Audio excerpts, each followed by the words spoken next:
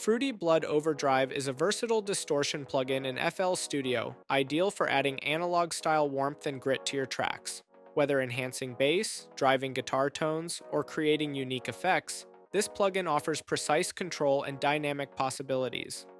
The preamp knob controls the distortion intensity, while the pre-band filter and color knob shape the frequencies entering the distortion stage. Post-processing is handled with the post filter, which cleans up high-end artifacts, and the post-gain knob, ensuring balanced output levels. For extreme effects, the X100 switch amplifies the pre-amp input by 100x, perfect for intense, aggressive distortion on instruments like guitars or synth leads. Additionally, Fruity Blood Overdrive introduces upward compression, mimicking analog tube compressors to smooth and warm your sound, even without engaging distortion. Use automation to dynamically shape parameters like preamp or post filter, creating evolving textures or emphasizing key moments.